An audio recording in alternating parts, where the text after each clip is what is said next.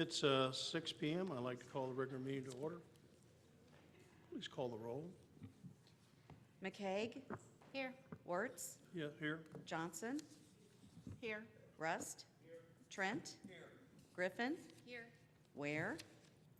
Campbell? I'd like to do the pledge of allegiance, please. I pledge allegiance to the flag of the United States of America and to the republic for which it stands, one nation, under God, indivisible, with liberty and justice for all. Now it's time for a public comment.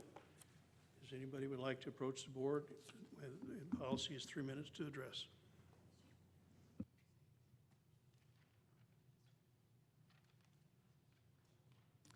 An enrollment update.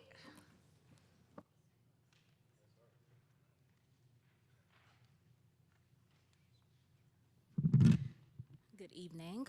So we are actually starting our fall enrollment. It opens next week. So we started last year the week before, so this week, but this year we are pushing it back 1 week because of the spring break. So we are right now working on high school registration days. So each individual high school comes to campus. They get an option to enroll in classes early. So we're working on those. Those go through May of this year. So we're excited about that, as well as starting to ramp up for our TRIO program for summer. So also today we have Daniel Nase, who is our recruiter for Lewis and Clark, and he is going to introduce us to our student ambassadors and go over a little bit of information for what they do for our students in our community. So, Daniel? Sorry, it's the next agenda item. Good evening. How's everyone doing? Good. All right, awesome. So the student ambassadors here at Lewis and Clark are the face. They are the student the ideal student that we would like every student to model. These student ambassadors have put in their hard-earned effort, and they also have put in blood, sweat, and tears into helping us with our high school registrations. They successfully have completed 2 of them, one of them holding around 50 to 54 high school seniors, the other one holding to about 24 high school seniors from Edwardsville and the the schools in above Jerseyville. So I'm going to go ahead and start. So Sebi Ellers, come on up, Sebi. So Sebi Ellers is an Alton native. She's hardworking and dedicated to the mission of Lewis and Clark. Currently a freshman, Sebi has worked as a student ambassador for countless hours this semester, assisting with high school registration, tours, acting as blazer and his handler, and many other events on campus. Sebi is currently enrolled in 12 credits and is pursuing an associate's degree in accounting and is a member of many organizations on LC's campus, such as the Video Game Club, the Gardening Club, student activities, and the award-winning FBLA. Sebi has completed 8 weeks of training under the recruiting department and embodies what it means to bleed Trailblazer blue, being aware of the life-changing opportunities that LC has to offer its students. Sebi cares for others, is easy to talk to, and is more organized than I could ever wish to be. Being a part of so many organizations, Sebi has countless ideas and is fantastic at seeing the bigger picture when faced with challenges. Sebi Ellers, I present to you.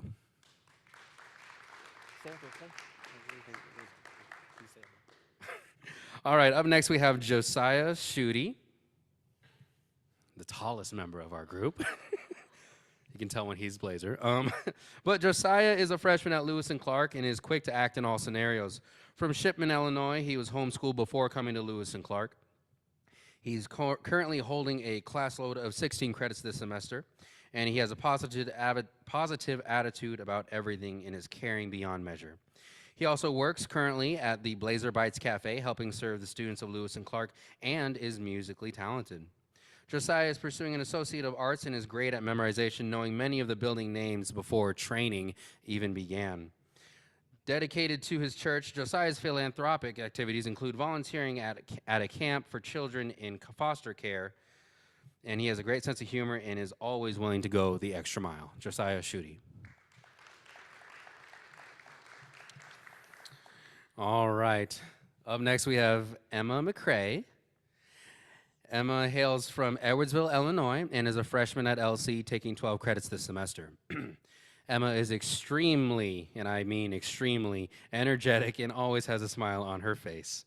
Competent and professional, Emma was actually the very first to express interest in becoming a student ambassador the same day I met her while she was a senior still in high school registering for classes at last year's high school registration. Emma was crucial in the creation of the Tiger Teachers of Tomorrow at Edwardsville High School and just recently changed her program to the Occupational Therapy Assistant Program run by Debbie Witzkin here at Lewis and Clark. Emma is also a coach teaching gymnastics to young athletes and, to no one's surprise, is a pro at balancing the demands of her hectic schedule. Emma McCrae.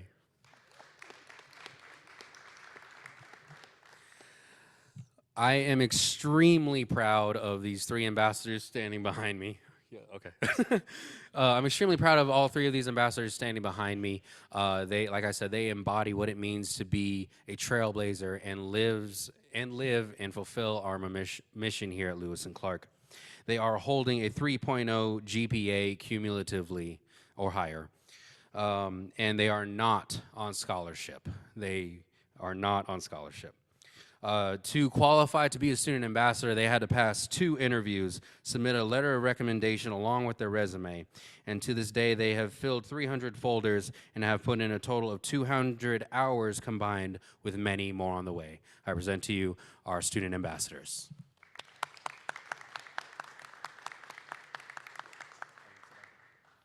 Thank you for your time. Thank you, Daniel. Thank you, everyone.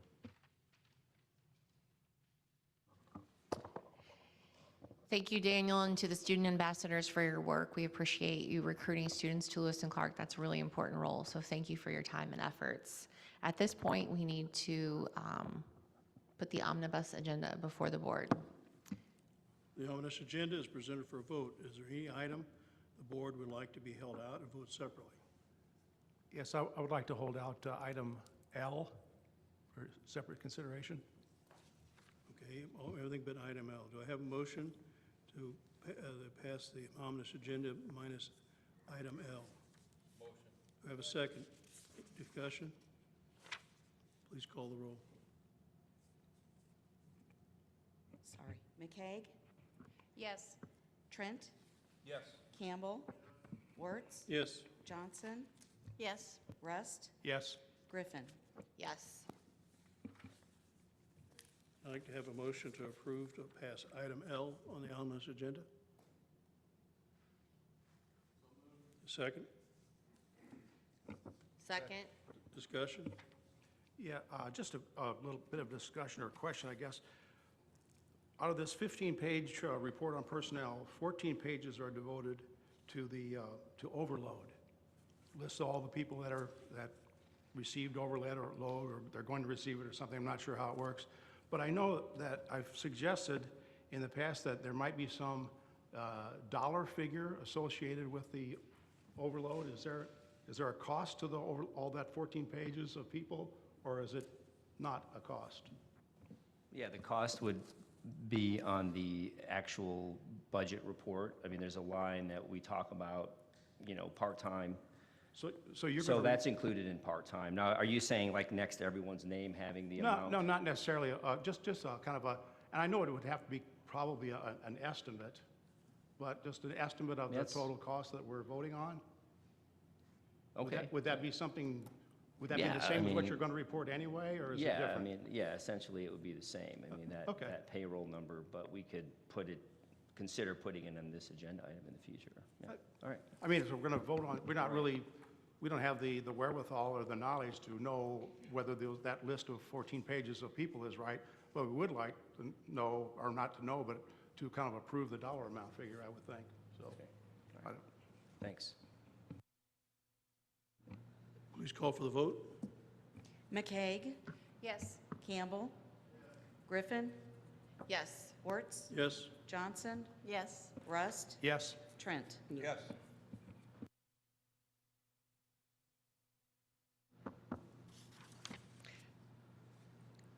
Under action items, the authorization to enter into a third-party energy supply contract for electricity and natural gas. Do I have a motion? Motion. Second? Second. Discussion? Please call the roll. McCaig, Yes. Trent, Yes. Griffin, Yes. Campbell, Wertz, Yes. Johnson, Yes. Rust. Yes. Under action, the reorganization. Do I have a motion to approve? Do I have a second? Second. Any discussion? Please call the roll. McCaig, Yes. Campbell, Johnson, Yes. Rust, Yes. Trent, Yes. Griffin, Yes. Wertz. Yes.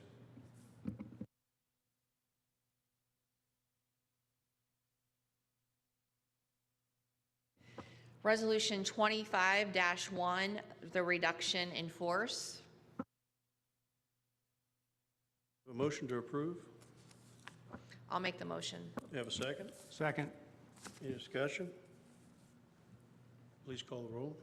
McCaig, Yes. Griffin, Yes. Rust, Yes. Trent, Yes.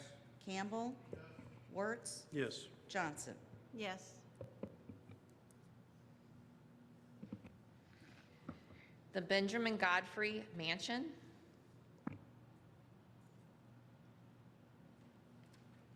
I move we approve that. Yep, do you have a motion? Do you have a second? Second. Discussion? Yeah, I'd just like to go over a couple of things that I think support this resolution, in addition to what is actually written up in the resolution itself. For many years, the mansion, I'll just call it the mansion, the Benjamin Godfrey Mansion, has really been kind of a distraction from the primary mission of the college, which is equipping our students for the future. And I believe now is the time to rectify that. Most of the stakeholders of the college should have favorable or at least neutral feelings toward the decision to dispose of the mansion. A vocal minority of the community might be temporarily disappointed, and of course, their feelings do count, and we have to listen to them. But their concern, however, should be and could be assuaged if the college made a good faith effort to find an entity to preserve the mansion. For quite a few years, the college has furnished a no-cost home for two very worthy nonprofit entities, the RBGA, Riverbend Growth Association, and Pride. This motion to dispose of the mansion is in no way negatively directed at these entities, and the college could be expected to assist them in finding a new home, perhaps even in other college facilities. In any case, it just does not make sense for the college and the taxpayers to spend $1 million to furnish free office space. Over the years, the taxpayers, through the college, have generously provided many millions of dollars to rehabilitate and preserve properties. For example, the Lincoln School in Edwardsville, commonly called the Manny Jackson Center for the Humanities, the Anno Nelson facility in Edwardsville, and the Scott Bibb Center in Alton. Presently, the taxpayer and college is in the process of spending almost $60 million to rehabilitate and preserve several historic buildings on the main campus. This demonstrates that the college and the taxpayers are going above and beyond in preservation efforts. So I hope that this motion could be approved.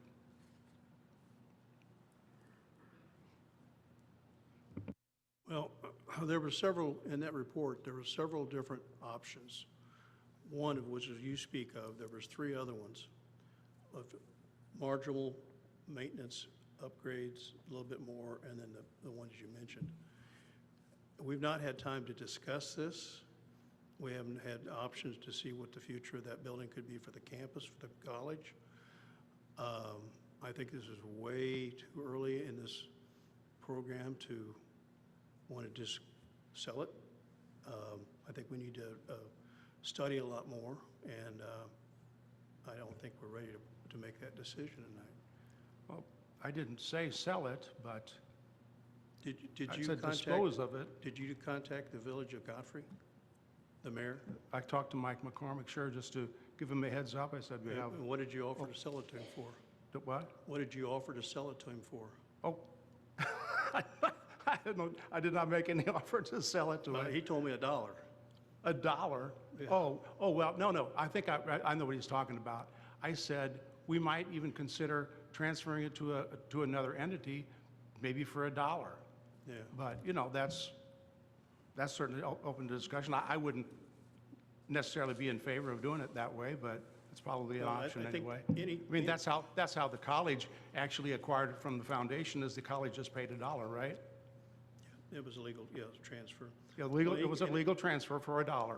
The asset disposal policy basically says that the value of anything more than $500 is, the board approves it, but it comes to the administration to make those decisions.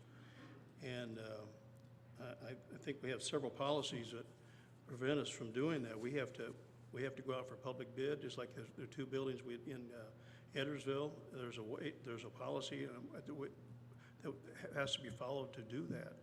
But I think we need to study this a lot more as far as our options and what the buildings it could be for the college and what we could do with it. What?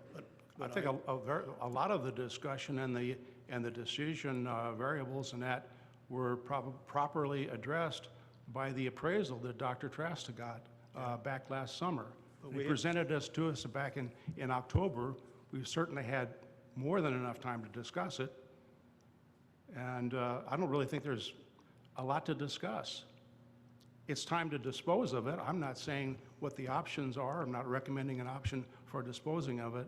I just think it's time to make a decision for the college, for the benefit of the college, for the benefit of the students, the taxpayers, everyone. I can't think of anyone that is hurt by this decision, except for some people that have a feeling that, well, somebody's got to preserve the Godfrey Mansion. And I don't have any problem with that. I don't know how they felt about it when the Godfrey Mansion was just being used as a restaurant.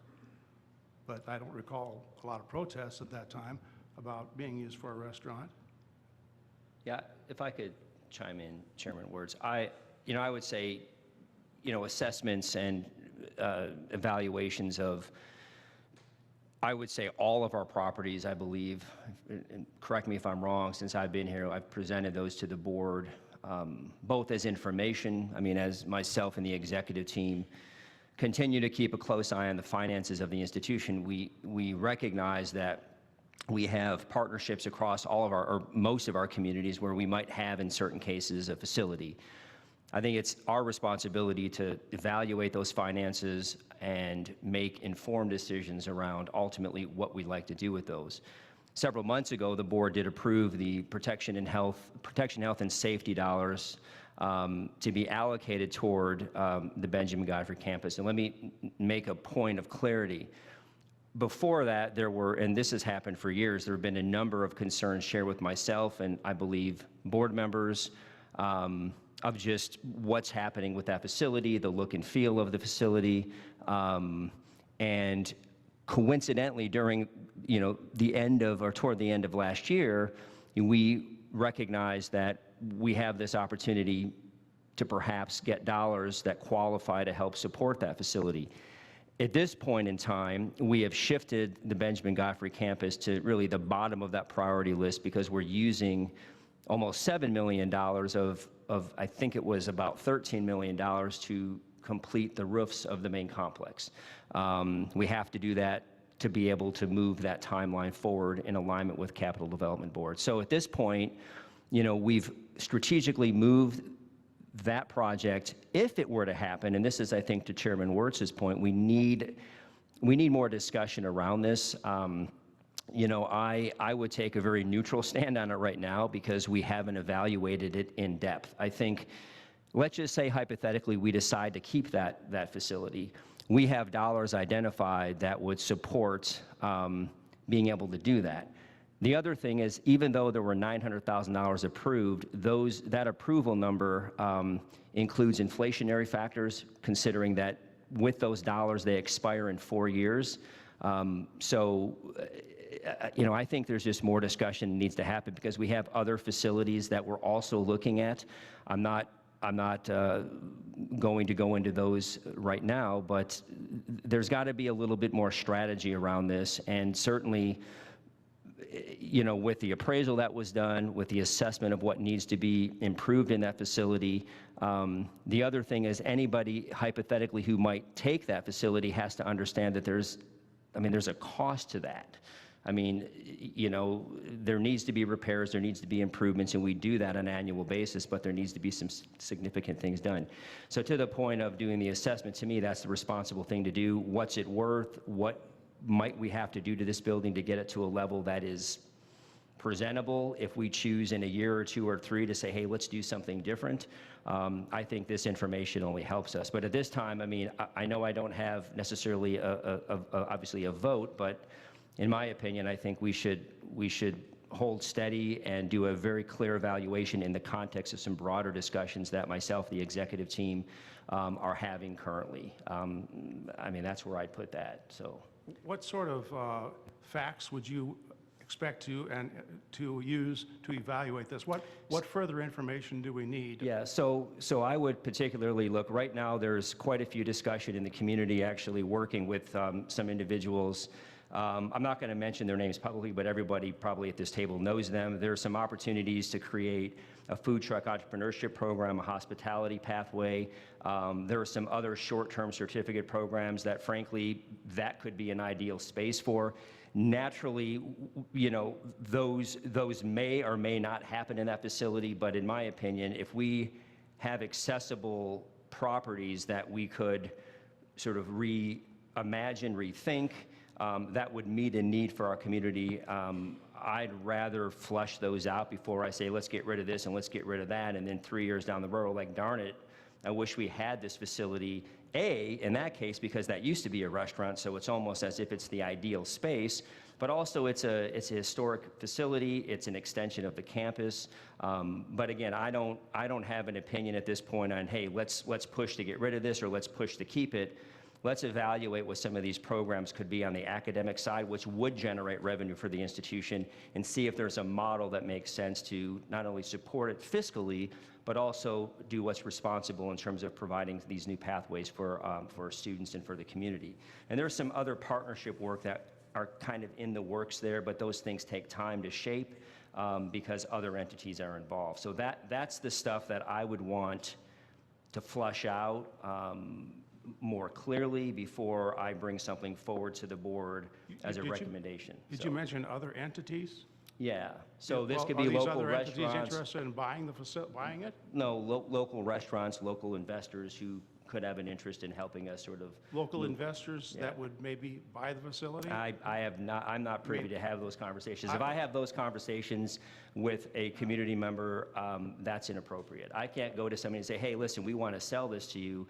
I can't do that, and I would never do that. That's the process would be I make a recommendation to the board based on thorough research and evaluation, and I provide my recommendation, and I'm at the mercy of the board to either accept that recommendation or go in a different direction, which I would respect. So I can't tell you if there's folks out there that want the facility. Well, actually, none of us should be operating Right, yeah, in that context where we're acting as an individual trustee member and not collectively as a board. No one should be doing that, not just you. None of us as individual trustee members should be reaching out and acting as an individual that represent the whole. So for the reasons that have been mentioned, the fact that we need to have more discussion, we haven't evaluated it in depth, I make a motion that we table this discussion or table this vote for a later date and continue researching and I'm okay with that. determining what ways we can use that building. Do I have a second? Discussion? Yeah, I'd like to point out the fact that this has been discussed quite a bit already. The discussion, I can't imagine what sort of discussion could actually occur with this facility. You pointed out, you said something about, Dr. Trask, about, well, we might need this facility in the future. We haven't needed this facility since it was given to the college by the foundation. We use it for a short time for some sort of a massage therapy place, and since then it hasn't been used except for by Pride and RBGA. So what in the world could change? It hasn't been used going back 10 years when our enrollment at the college was more than double what it is now. How could we possibly ever need that facility? I would say it's trying to align the relevance of the facility to a relevant program, and maybe that was the issue. But I wasn't here 10 years ago. I wasn't part of those Maybe if strategic we had a discussions. stonemason program that wanted to practice tuck pointing, a stone building, it might work out for that. Yeah. I mean, you're making some preposterous assumptions. There are motion on the floor. Kevin, I think you bring up some good points, and I can see the future. If I could see the future, I could see us probably disposing of it in the near future. But I would like more information, and I don't remember discussing this issue before. I don't ever recall discussing this issue. But you bring up some good points. Please call for the vote. McCaig? Yes. Rust? What motion are we voting on? To table it. Table. Yeah, well, I didn't second the motion or anything, so, Oh, sorry. Apologies. I just didn't write it down correctly. Just a minute. Okay, let's start over. McCaig? Yes. Griffin? Yes. Campbell? Wertz? Yes. Johnson? No. Rust? no. Trent? Yes. Motion passes.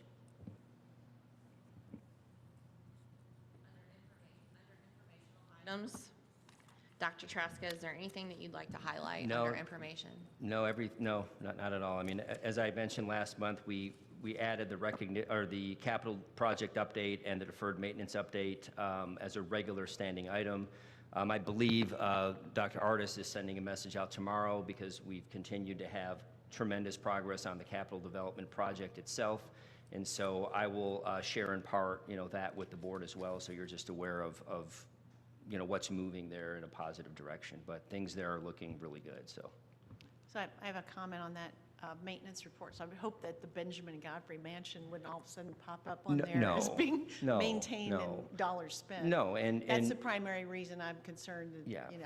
And we I think shouldn't be spending money on it until we know what we're going to do with it. Right, exactly. And we made that decision as an exec team as well, that we're moving that literally to the bottom. And at this point, why rush into something? Let's take so I can present the board a very comprehensive report that says, okay, here's what we know, here's what could be possible, here's the recommendation. And I would like the opportunity to formally make that recommendation with trusted information and perspective that the board could vote on and feel good about. And also, I believe, community. And as I've done every month I've been here, the board is informed on everything that's going on. They're aware, so when you do vote, you have an understanding and a clarity of why and how this could impact the institution. I think that's why we brought this back. You see the capital projects, you see the funding associated with it, you see the progress being made, and I think that's just important from a transparency perspective, but also from just a knowledge perspective. So,